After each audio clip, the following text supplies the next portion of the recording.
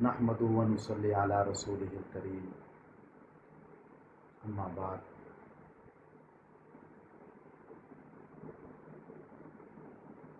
میرے بھائیوں، دوستوں اور بزرگوں، آج میں آپ کے سامنے ایک بہت اہم مسئلہ پر گفتگو کروں گا۔ ایک بہت بڑا ایسا گناہ ہے جو آج ہمارے معاشرے میں بہت زیادہ پھیل چکا ہے۔ ہر آدمی اس گناہ میں مبتلا ہے، اس گناہ کا شکار ہو چکا ہے، چاہے وہ دنیا دار ہے، چاہے وہ دیندار ہے، چاہے وہ مفتی ہے، عالم ہے، قاری ہے یا عام لوگ ہیں۔ غرض ایسا گناہ ہے جو آج معاشرے میں پوری طرح پھیل چکا ہے اور ایک ناسور بن چکا ہے۔ اور آپ جانتے ہیں کہ ناسور کیا ہوتا ہے؟ بہت بڑا ایک مرض ہوتا ہے، ایک بیماری بن جاتی ہے ناسور۔ تو اس طرح یہ مرض جو آج ہمارے معاشرے میں مسلمانوں کے دلوں میں پایا جاتا ہے، یہ بھی ایک ناسور کی شکل اختیار کر چکا ہے۔ اور پھر بڑی بات یہ ہے کہ لوگوں کو اس کی طرف توجہ ہی نہیں ہے، خیال ہی نہیں جاتا، دھیان ہی جاتا کہ ہم کتنے بڑے گناہ کا شکار ہو چکے ہیں، اور شب و روز ہم اس گناہ میں اپنی زندگی گزار رہے ہیں۔ اور حال یہ ہے کہ ہم جو بھی نیک اعمال کرتے ہیں وہ اس گناہ کی بدولت ختم ہوتا جا رہا ہے۔ تو بھئی وہ گناہ ہے، جو بیماری ہے، وہ ہے حسد۔ کہ آج حسد ایک ایسی بیماری ہے جس نے ہمارے معاشرے میں ہر انسان کو اپنی لپیٹ میں لے لیا ہے، کہ ہر انسان اس بیماری کا شکار ہے کہ اس کے دل کے اندر حسد کی بیماری ہے، حسد کا مرض ہے۔ اب حسد کسے کہتے ہیں؟ اس کو بطور مثال کے سمجھیں کہ اللہ پاک نے کسی کو کوئی نعمت دی ہے، مثلا کسی کو اچھا کپڑا پہننے کو اللہ نے عطا کر دیا، کسی کو اللہ پاک نے اچھا کھانے کو عطا کر دیا، کسی کو اللہ پاک نے رہنے کے لیے اچھا مکان عطا کر دیا، اور کسی کو اللہ پاک نے دین و دنیا کے اعتبار سے اچھا رشتہ عطا کر دیا، یا کسی کو اللہ پاک نے اچھا کاروبار عطا کر دیا،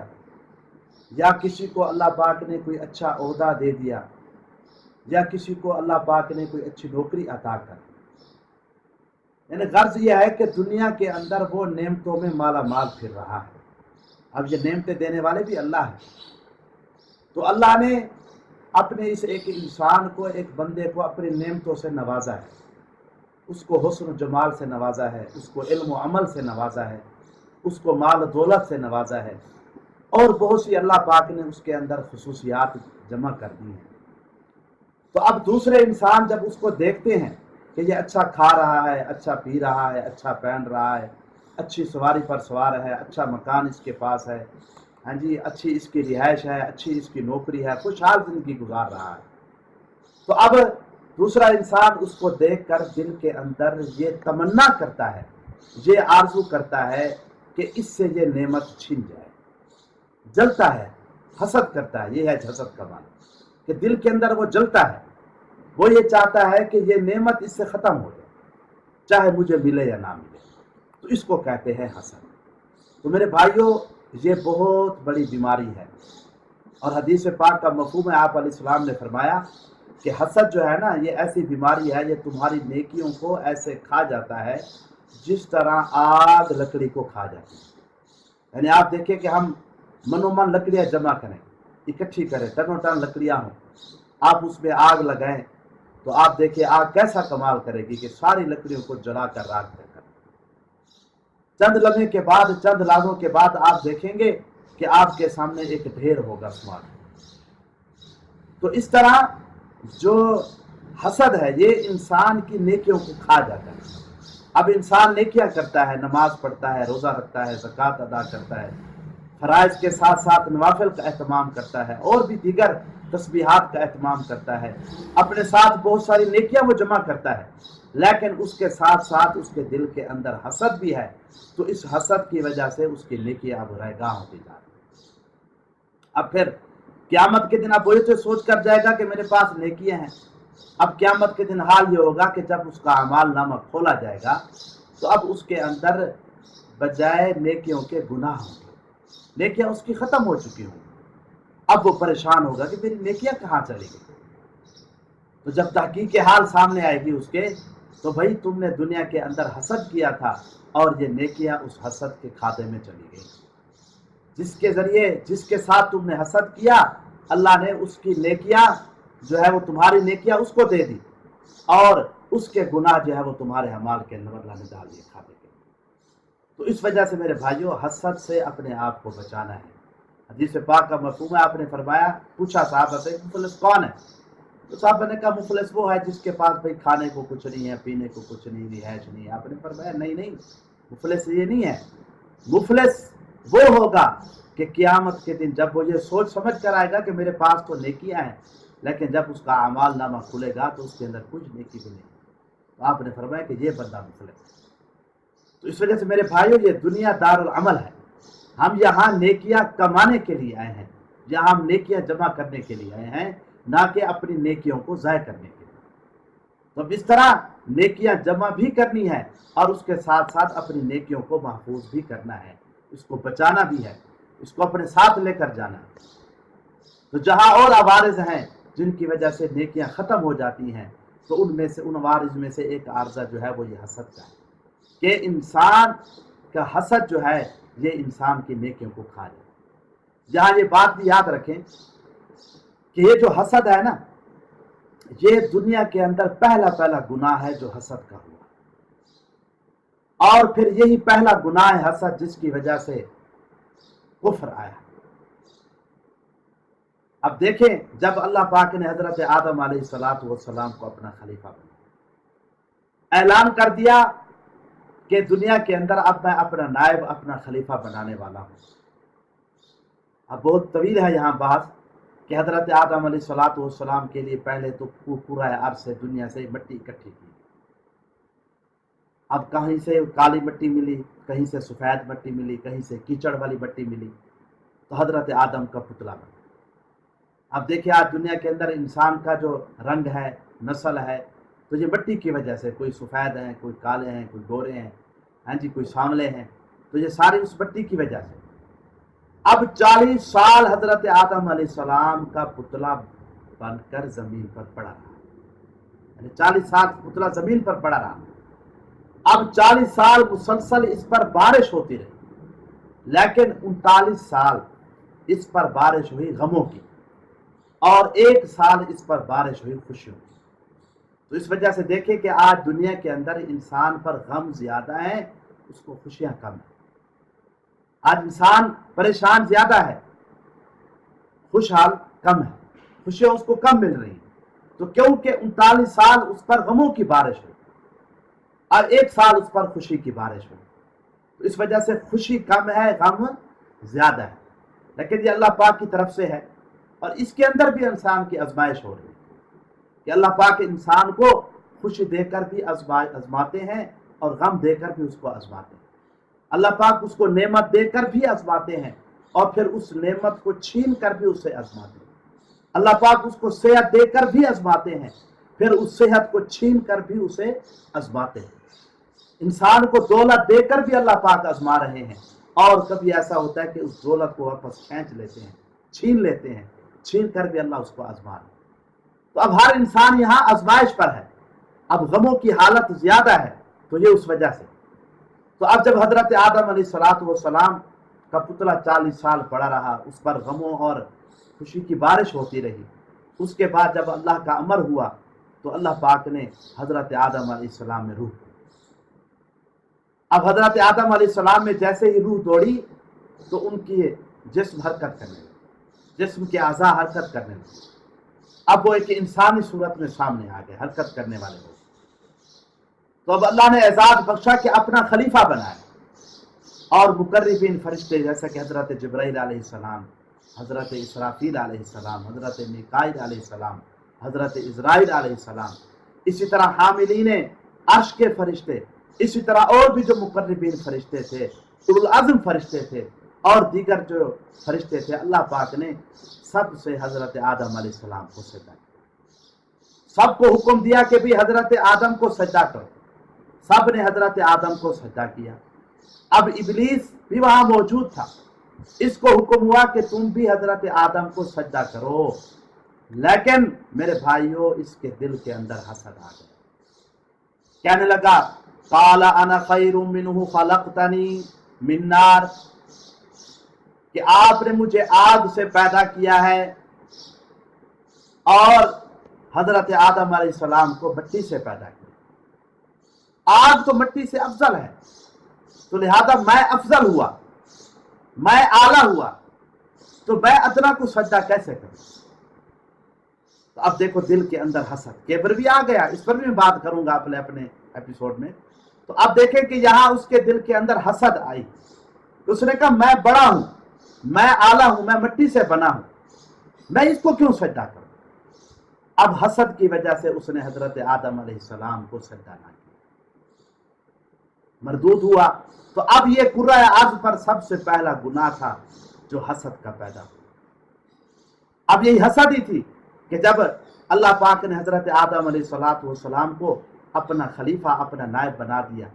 جنت کی نعمتوں سے ان کو نوازا، تو اب شیطان کے دل کے اندر ہی حسد تھا، وہ دن رات اسی حسد میں مبتلا تھا کہ کس طرح میں حضرت آدم کو اس نعمتوں سے محروم ہوں، کہ جو جنت میں مزے کر رہے ہیں، جنت میں عیش و عشرت میں رہ رہے ہیں، جہاں کوئی بیماری نہیں ہے، کوئی پریشانی نہیں ہے، کوئی رزق کی تنگی نہیں ہے، تو اب وہ باہر بیٹھا حسد کر رہا ہے۔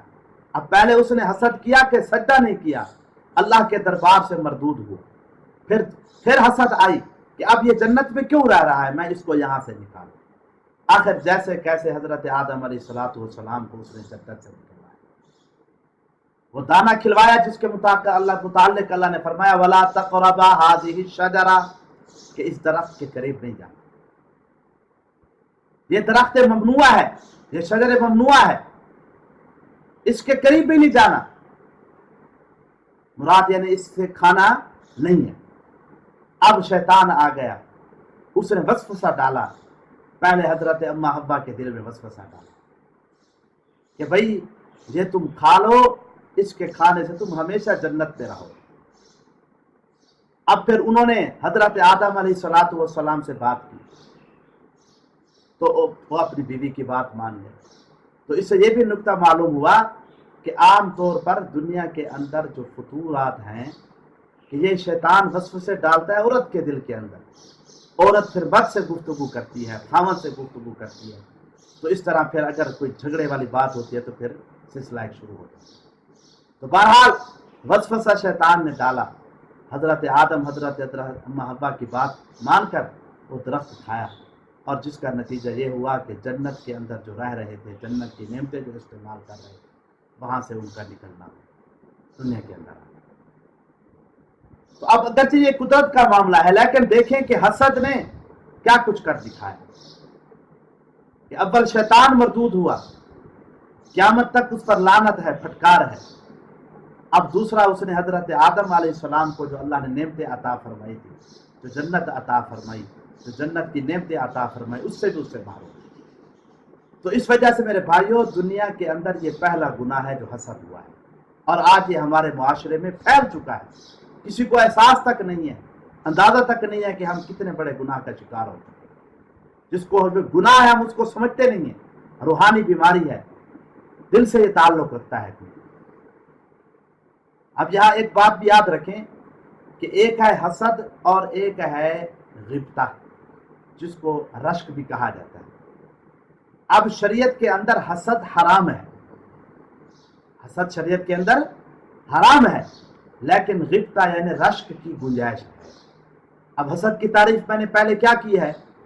کہ کسی انسان کو اللہ نے نعمت دی ہے، اب دوسرا انسان جب اس کو دیکھتا ہے اس نعمت میں تو وہ جلتا ہے، دل کے اندر جلن پیدا ہوتی ہے کہ یہ نعمت میں کیوں ہے، اب وہ خواہش اور تمنا کرتا ہے کہ یہ نعمت اس سے چھن جائے، اس سے چلی جائے، مجھے ملے یا نہ ملے، یہ ہے حسد۔ اور غبطہ رشک کہتے ہیں اس بات کو کہ دوسرے کو اللہ نے نعمت دی ہے، اب یہ بندہ اس کو دیکھتا ہے تو یہ کہتا ہے کہ اے باری تعالیٰ، اللہ سے دعا کرتا ہے کہ اے اللہ، جس طرح آپ نے اس کو یہ نعمت عطا کی ہے تو اس کے پاس بھی یہ رہے، ایسے مجھے بھی نعمت عطا ہے۔ جیسے آپ نے اس کو مال سے نوازا ہے تو یہ مال نیکی کے کاموں میں خرچ کر رہا ہے، اے اللہ مجھے بھی ایسے مال سے نوازا۔ اے اللہ جیسے آپ نے اس کو صحت عطا فرمائی کہ یہ صحت کا فائدہ اٹھا کر تیری عبادت اور ریاضت کر رہا ہے تو میں بھی اس طرح تیری عبادت اور ریاضت کروں۔ اے اللہ تو نے اس کو علم عطا کیا تو یہ علم پر عمل کر رہا ہے، عالم دین ہے، مفتی ہے، تو مجھے بھی علم عطا کرتا کہ میں بھی اس طرح دین پر عمل کر پیرا ہو جاؤں۔ تو یعنی اس طرح نیکی کا جذبہ لے کر یہ تمنا اور آرزو کرتا ہے کہ اے اللہ جس طرح آپ نے اس کو یہ نعمت عطا کی مجھے بھی یہ نعمت عطا کی، اور یہ تمنا نہیں کرتا کہ اس سے یہ نعمت چھین جائے، بلکہ وہ کہتا ہے کہ اس کے پاس بھی یہ نعمت رہے، مجھے بھی ملے اور اس کو بھی ملے۔ تو اس کو کہتے ہیں غبطہ رشک، اور اس کی شریعت کے اندر گنجائش کہ تم غبطہ رشک کو کر سکتے ہو لیکن حسد نہیں کر سکتے، کیونکہ حسد یہ اللہ کی نعمت ہے، گویا کہ آپ اللہ کی تقسیم پر اعتراض کر رہے ہیں کہ اللہ نے ایک بندے کو نعمت دی ہے، اللہ نے ایک بندے کو مال سے نوازا ہے، یا اللہ نے اور کسی خصوصیات سے اور محاسن سے اس کو نوازا ہے، تو تم اللہ کے دین پر اعتراض کر رہے ہو، اللہ کی تقسیم پر اعتراض کر رہے ہو، اور تم ہوتے کون ہو اعتراض کرتے ہو؟ تو اس وجہ سے حسد سے اپنے آپ کو بچانا۔ ایک حدیث کے اندر آپ علیہ السلام کا مفہوم ہے کہ حسد صرف دو بندوں پر جائز ہے، اس کے علاوہ کسی پر جائز نہیں۔ ایک وہ بندہ ہے جس کو اللہ پاک نے مال سے نوازا ہے، دولت سے اس کو نوازا ہے، اس کو وافر مال اور دولت عطا کی، تو وہ اس مال اور دولت کو نیکی کے کاموں میں خرچ کرتا ہے، تو اب یہ بندہ قابل رشک ہے۔ یعنی اس پر کوئی بندہ اگر رشک کرتا ہے کہ اللہ جیسے آپ نے اس کو مال عطا کیا ایسے مجھے بھی عطا کرے تاکہ میں اس کو بھی نیکی کے کاموں میں خرچ کروں اس طرح، تو یہ آپ نے فرمایا جائز ہے۔ اب یہ قابل رشک ہے، یعنی اس پر رشک کرنا چاہیے، اس پر غبطہ کرنا چاہیے، لیکن یہاں یہ بات بھی یاد رہے کہ صرف مال کا مل جانا یہ قابل رشک ہونا ضروری نہیں ہے کہ کسی کو مال مل گیا ہے تو آپ اس کو قابل رشک بنا لیں کہ بھئی ہمیں بھی ایسا مال ملے، بلکہ قابل رشک وہ ہے کہ جس کو اللہ نے مال عطا کیا اور پھر اس کو یہ قوت بھی عطا کی، اس کو یہ توفیق بھی عطا کی کہ وہ اس مال کو نیکی کے کاموں میں خرچ کرتا ہے، ایسا بندہ قابل رشک ہے۔ اگر ایک بندہ ایسا ہے کہ اللہ نے اس کو مال تو دیا ہے لیکن وہ نیکی کے کاموں میں خرچ نہیں کرتا بلکہ بدی میں خرچ کرتا ہے، گناہوں میں خرچ کرتا ہے، تو اب یہ بندہ قابل رشک نہیں ہے کہ ہم اس کو دیکھ کر رشک کریں، نہیں، اب بلکہ یہ لائق رحم ہے، یہ قابل رحم ہو چکا ہے کہ اس پر رحم کا جو ہے وہ رحم کی اپیل ہونی چاہیے، رحم ہونا چاہیے کہ دیکھو یار اللہ نے اس کو مال دیا ہے، اب یہ غلط کاموں میں لگا رہا ہے، نہ جانے کیسے یہ حساب دے گا، کیونکہ یہ مال کا بھی حساب ہونا ہے۔ اس وجہ سے آپ علیہ السلام نے بڑی پیاری دعا ارشاد فرمائی، آپ نے فرمایا کہ تم اللہ سے ہر وقت ہر نماز کے بعد یہ دعا مانگا کرو، اللہم حاسبنا حسابا یسیرا، اللہم حاسبنا حسابا یسیرا، اللہ آسان حساب و کتاب لینا، آسان یہی ہوگا کہ ایک ایک روپے کا حساب نہ ہو جائے بھی کہاں خرچ کیا۔ اب بہت سے پیسے انسان بدی میں لگا دیتا ہے، فضول میں، بدی سے مراد یہ ہے کہ فضول خرچی میں لگا دیتا ہے، اب چونکہ فضول خرچی بھی ایک گناہ ہے، اب یہ بھی بدی بن گیا۔ اب نیک بندہ ہے، اب یہ تو نہیں کہیں گے کہ اس نے زنا پر پیسہ لگایا ہے، اس نے شراب پر پیسہ لگایا ہے، اس نے اور غلط کاموں پر پیسہ لگایا ہے، نہیں، بلکہ اس نے فضول پیسہ لگا دیا، جہاں ضرورت نہیں تھی وہاں اس نے پیسہ لگا دیا، یا جہاں جتنے پیسوں کی ضرورت تھی وہاں اس نے اس سے زیادہ لگا دی، تو اب یہ فضول خرچی آ گئی، اب اس پر بھی حساب ہو سکتا ہے۔ تو اس وجہ سے آپ نے فرمایا کہ تم ہر وقت اللہ سے دعا مانگا کرو، اللہم حاسبنا حسابا یسیرا، اے اللہ پاک ہمارا آسان حساب و کتاب لے۔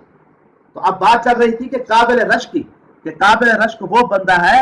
کہ جس کو اللہ نے مال بھی دیا پھر اس نے اس مال کو نیکی میں لگایا ہے، تو اب یہ بندہ قابل رشک ہے، نہ کہ وہ بندہ کہ جس کو اللہ نے مال دیا لیکن وہ مال گناہوں میں خرچ کر رہا ہے۔ शब रोज उसका बाल गुनाहों में उड़ रहा है, तो ये बंदा काबिल रश्क नहीं। और दूसरा आपने फरमाया कि एक वो बंदा है जिसको अल्लाह ने इल्म अता किया,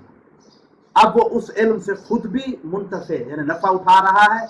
और दूसरे लोगों को भी अपने इल्म से नफा दे रहा है, तो आपने फरमाया ये भी काबिल रश्क है। अब यहाँ इल्म से मुराद आमतौर पर तो मुहद्दिसीन उलमा इल्म दीन मुराद लेते हैं, यानी ऐसा इल्म मुराद लेते हैं जिससे इंसान को नेकी की रहनुमाई होती है। लेकिन अगर दुनिया के जायज़ और मुबाह काम भी होते हैं तो ये भी इल्म नाफे है। जैसे अब एक बंदा बिलफर्ज कोई हुनर जानता है तो ये इल्म है, हुनर किसी को सिखलाता है, रोज़ी करता है। या इसी तरह कोई टीचर है, उस्ताद है,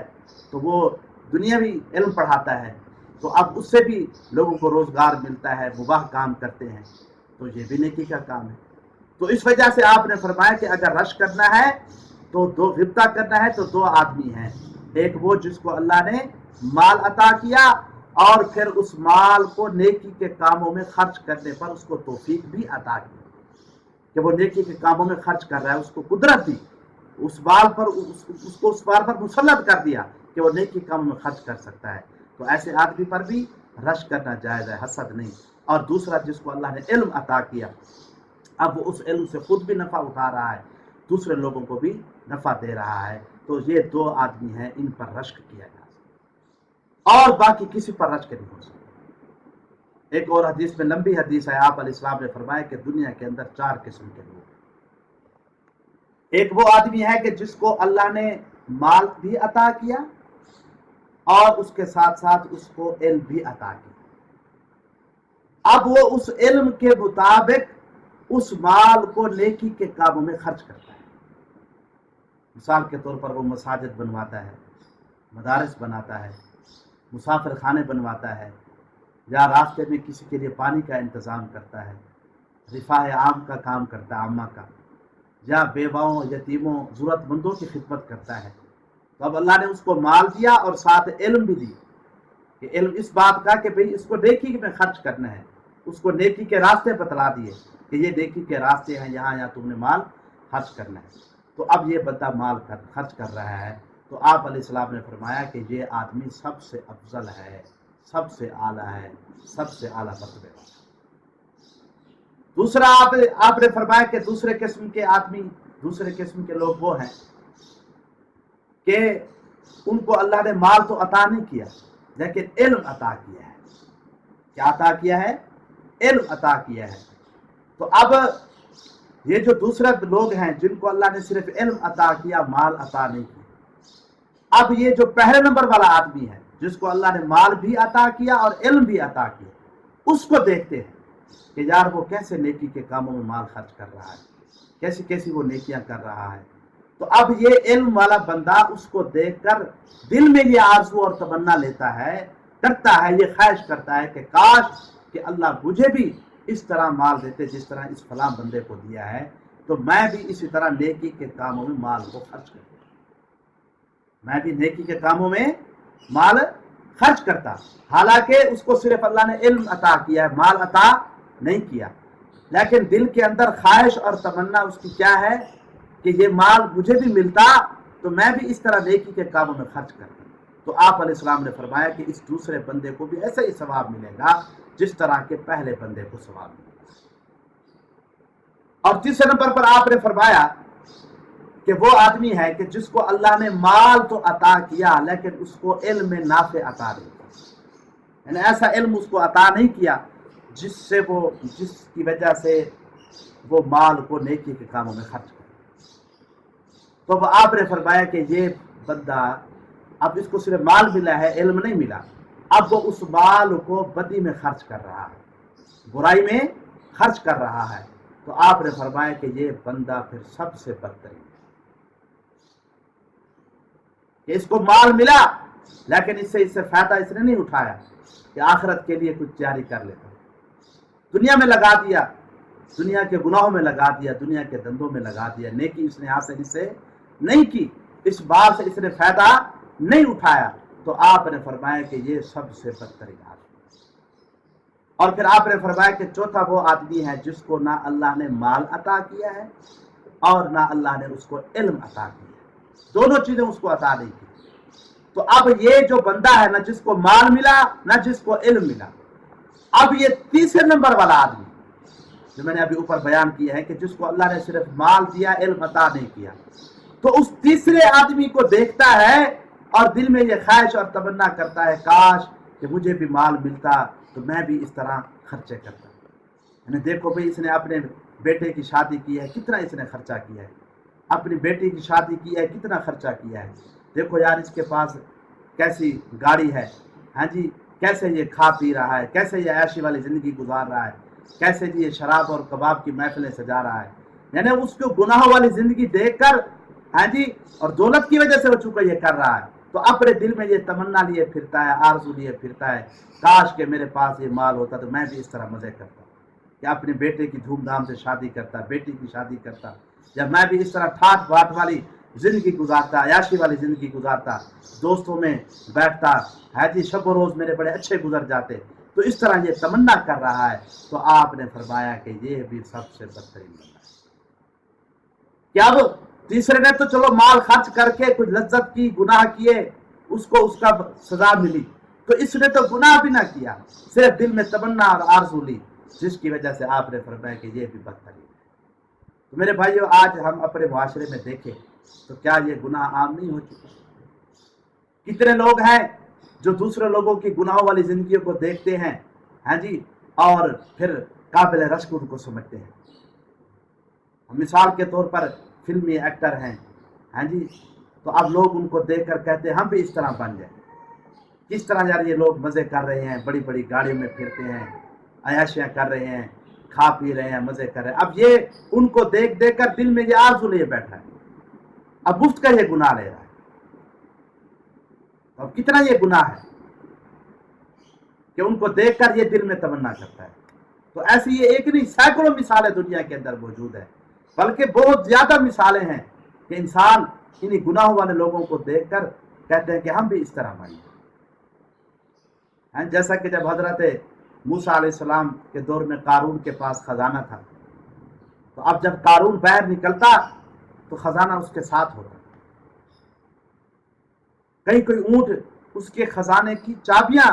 لادے چلتے. تو اب عام لوگ جب دیکھتے تو کہتے کاش کہ ہمارے پاس بھی ایسا مال ہوتا، ہمارے پاس بھی ایسا مال ہوتا. ان کو دیکھ کر، قارون کو دیکھ کر وہ رشک کرتے تھے. لیکن جب انہوں نے اپنی آنکھوں کے سامنے دیکھا کہ قارون زمین کے اندر دھنس رہا ہے اور اس کا خزانہ اسی کے اوپر پڑ رہا ہے اور وہ نیچے کو جا رہا ہے، اب وہی لوگ اپنے کانوں کو ہاتھ ڈال کر گئے استغفر اللہ، اللہ نے ہمیں بچا لیا ہے کہ ہمیں اس جیسا نہیں بنا. تو آج ہم دوسرے لوگوں کو دیکھ کر تمنا کرتے ہیں کہ جس طرح وہ گناہوں والی زندگی گزار رہے ہیں، جن کو ہم سمجھتے ہیں کہ مزے والی زندگی گزار رہے ہیں، کاش ہمارے پاس بھی پیسے ہوتے، ہم بھی اسی طرح ٹھاٹ باٹ کی زندگی گزارتے. حالانکہ وہ تو گزار رہے ہیں، ہمیں کچھ نہ ملا، کھاتے میں گناہ الٹا آ گیا. تو اس وجہ سے آج ہمارے معاشرے میں یہ حسد کی بیماری ایک ناسور بن چکا ہے. اور میں سب بہن بھائیوں سے، خاص طور پر خواتین سے اور دوسرے لوگوں سے یہ گزارش کرتا ہوں کہ خدارا اس مرض سے اپنے آپ کو بچائیں، اپنے دل کے اندر سے اس بیماری کو دور کریں. کسی کی نعمت کو دیکھ کر نہ چلیں. اللہ نے کسی کو نوازا تو جو اس کا نصیب ہے، اس کا مقدر ہے، اللہ نے اس کو دیا ہے. آپ کا مقدر آپ کو ملے گا، اس کا مقدر اس کو مل رہا ہے. اور اسی طرح اگر کسی کو اللہ نے مال سے نوازا ہے تو وہ اس مال کو غلط راستوں میں لگا رہا ہے، تو آپ اس کو دیکھ کر یہ تمنا نہ کریں کاش کہ ہمارے پاس بھی مال ہو، ہم اس طرح کی زندگی گزاریں، اس طرح یہ گزاریں. تو خام خواہ اپنے کھاتے کے اندر گناہوں کو ڈالیں. تو خیر بات چل رہی تھی حسد کی، کہ حسد شریعت کے اندر حرام ہے، حسد شریعت کے اندر حرام ہے. اور غبطہ، جس کو میں نے رشک کا معنی دیا ہے کہ اس کی گنجائش ہے کہ انسان دوسرے کو دیکھ کر جو اللہ نے نعمتیں دی ہیں دل میں یہ خواہش اور تمنا کرتا ہے کہ اللہ مجھے بھی یہ نعمت عطا کرے. تو انشاءاللہ اور باتیں اس پر ہے، آئندہ ایپیسوڈ میں عرض کروں گا. دعا اللہ پاک سے کہ مجھے اور آپ کو ان باتوں کو سمجھنا، عمل کی توفیق نصیب فرمائے. وما علینا الا